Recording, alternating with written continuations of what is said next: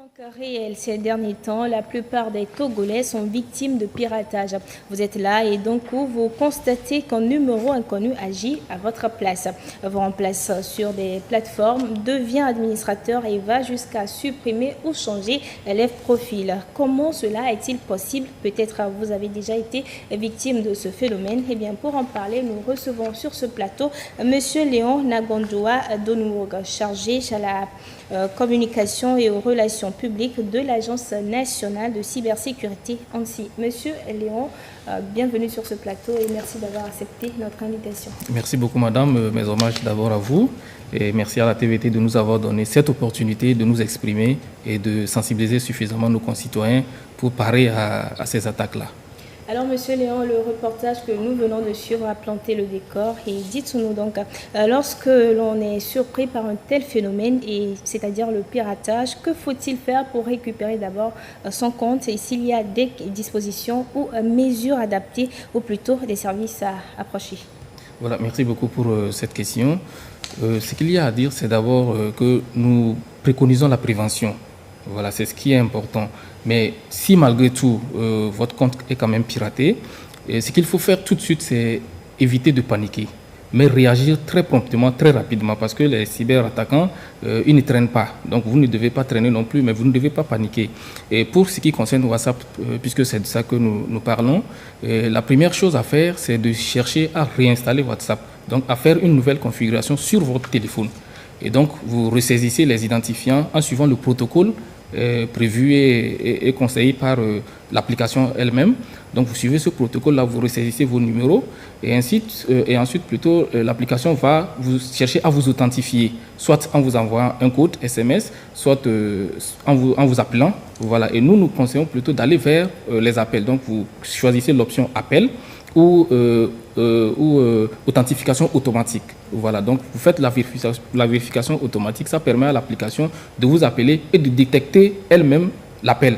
Donc, et automatiquement de réactiver votre compte.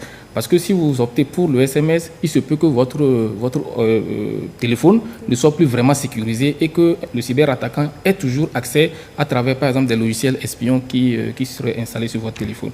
Donc, vous procédez comme ça et rapidement, vous pouvez récupérer votre compte. Et à partir de ce moment, vous prenez en compte toutes les mesures de sécurité qui sont existantes pour désormais éviter que cela ne se reproduise. Alors, Monsieur Léon, dites-nous aussi, nous sommes parfois responsables du piratage de notre compte.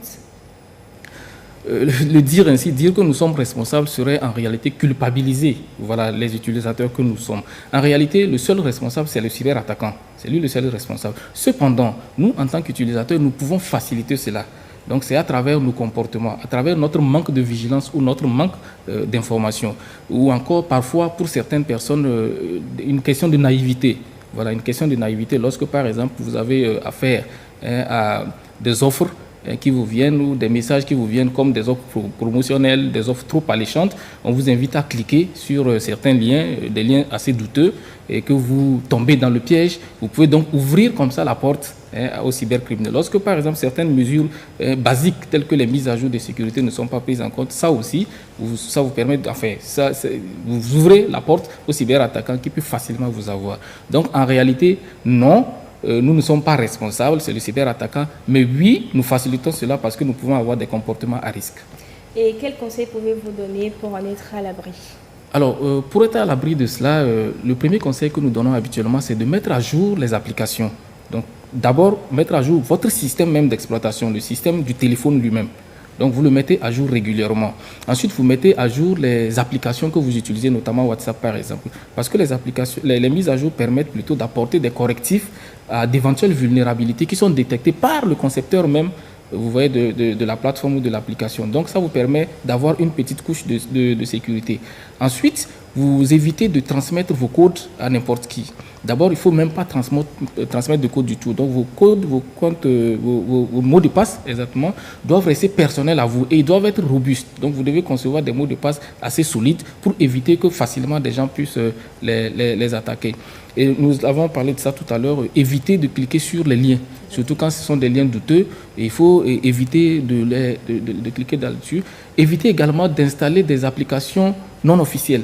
On parlera par exemple de WhatsApp GB, on parlera par exemple de WhatsApp Gold qui existent, mais qui ne sont pas des applications de source officielle. Ce sont des niches de vulnérabilité que vous mettez comme ça sur votre téléphone et qui vont permettre aux cyberattaquants facilement de vous avoir. Donc, vous devez également vous méfier de tout ce qui est message qui serait trop alléchant. Un dernier conseil que nous pouvons donner, c'est d'activer la double authentification. Elle est proposée non seulement par les applications libres qui existent sur Play Store ou App Store, mais elle est également proposée par les applications WhatsApp, par exemple, où vous avez la possibilité de donner une seconde, voire une troisième couche de protection à votre compte, à travers, par exemple, la mise en place, l'enregistrement d'un email de récupération. Donc, ça vous permet de revendiquer l'authenticité et la propriété de votre application une fois, enfin, si vous êtes victime, mais également d'activer la vérification par code PIN. Voilà, et ça, c'est offert par l'application elle-même. C'est un code à 6 chiffres que vous-même vous définissez et que vous gardez pour vous seul. Donc, si par le plus grand des malheurs, un cyberattaquant, arrivait quand même à essayer, à travers quelques méthodes que ce soit, d'installer votre application WhatsApp sur lui, son téléphone à lui, on vous demandera à vous de confirmer. Vous voyez? Parce que lui ne pourra plus, parce que n'étant plus détenteur de ce code PIN-là, c'est que vous aurez préalablement défini. Alors, en tant qu'entité chargée de la lutte contre la cybercriminalité, quelles sont alors les dispositions prises pour protéger les utilisateurs des réseaux sociaux? Voilà, ce que nous pouvons dire à ce sujet, c'est que c'est vrai, l'ANSSI, c'est l'Agence nationale de la cybersécurité qui est en charge de la sécurisation du cyberespace national. Mais la cybersécurité n'est pas une affaire individuelle, ce n'est pas une affaire d'institution, c'est une affaire collective. Aussi bien les plateformes numériques, aussi bien les opérateurs de téléphonie mobile, les fournisseurs d'accès Internet, aussi bien les acteurs techniques, les forces de sécurité, la justice, tout le monde, tous les citoyens. Donc, chacun est concerné par ce que nous devons faire ensemble pour que tout le monde soit protégé, parce que c'est une couche de protection qui se fait ensemble. Et au niveau national, vous savez, notre pays a mis en place l'ANSSI, mais c'était à travers une loi, donc c'est dire que le dispositif légal et réglementaire existe. Voilà, donc il y a des décrets, il y a des textes d'application de cette loi-là qui permettent à l'agence sur le terrain d'avoir les moyens nécessaires pour opérer. Mais l'agence, en outre, s'est quand même dotée de 2 outils. Donc nous avons le SOC national et le CERT national. Le CERT, c'est le Centre national de réponse aux incidents de cybersécurité. Et ce centre-là est là, avec une équipe dynamique et compétente, pour assister 24 heures sur 24 et 7 jours sur 7, toutes les personnes, aussi bien les entreprises, les administrations, que les personnes physiques qui seraient victimes ou qui auraient eu à connaître des incidents de cybersécurité. Donc, vous pouvez contacter toujours le CERT national au 70 54 93 25, 70 54 93 25, et 7 jours sur 7, 24 heures sur 24, le CERT vous assiste. Voilà. Mais ça, c'est lorsque vous êtes victime d'un incident de cybersécurité. Mais en outre, ce que nous faisons comme vraiment un cœur de métier, c'est la sensibilisation.